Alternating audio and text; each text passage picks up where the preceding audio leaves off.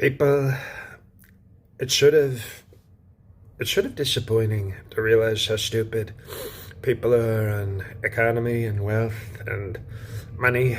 Because this morning I got woken up very very rudely. By the way, I was sleeping like a baby, but not a baby that can't do strong things. It was like if a man was a baby, I was sleeping like that. So like deep. They call it deep in terms of sleep. And I got woken up rudely. By the way, one of my advisors came into the bedroom and said, Sir, you want to wake up? The markets are doing poorly, sir. And I said, let me sleep. I'll handle the markets. But then I realized the stock market used to be one of your president's favorite. Trump used to I love the stock market because it was sort of a non-woke, strong market. Okay, it was about wealth, it was about talent.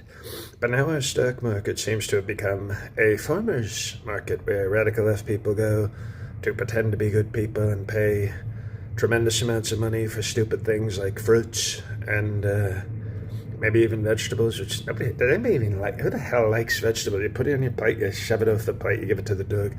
Vegetables are pretty... Nobody likes vegetables, excuse me. So I realized I have to explain.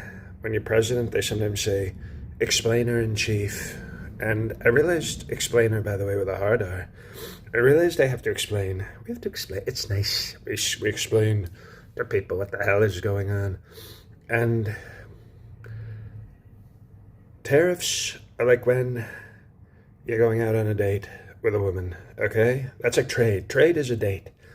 And you spend a lot of money on dinner and drinks, and you sort of talk to her, and you realize she's just going to go home. She's like, thanks for dinner, maybe we'll go out again sometime. And you say, now you're being taken advantage of. That's the part, when you're being taken advantage of. So what you do is, you say, oh, well, let me just show you one thing. And you get her in an alleyway, and that's the trade negotiation. And then she says, I would just like to go home. And you say, well, you took advantage of me. You say, we have to tariff you because you took a meal, 2 drinks. I was going to pay for what you took. Excuse me, shut up. 2 drinks. And then dessert. The guy comes, would anybody like dessert? And I said, no. And you said, I'd like dessert. And now that's taking advantage again.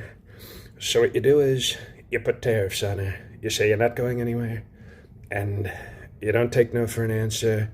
And maybe you have to do extra things, put something in a drink, sort of, we call that a Bill Cosby tariff. And then you get her up to the hotel and you just simply make things fair. It's called fairness. You got the drinks, the dessert, the meal, the great company that I am. And then you take reciprocal it's called tariffs. No, excuse me. No. I'm not assault. No, I'm describing tariffs. Okay? So then you get the tariffs. And all of a sudden, she goes to the police or she sues you. And that's what the market's doing now. It's a reaction to the tariffs. But if we're sort of patient, it's called patience. Remember Guns N' Roses? It's actually a good song. Better song on that album was called One in a Million. Great song. But then, all of a sudden, the non-disclosure agreements comes in, and you pay a little money, and they sign it, and they don't complain, and everybody forgets it, and you live a beautiful, strong stock market life. And we're just waiting for the market to enter its non-disclosure agreement phase, and then everybody will look stupid. And then I will deny ever having done tariffs in the first place. And we'll have a big, beautiful, strong economy until we tariff some more countries, when we tariff more countries, because when you're a president, they let you do it. So everybody, calm down, shut the hell up, enjoy your tariffs. Bye-bye.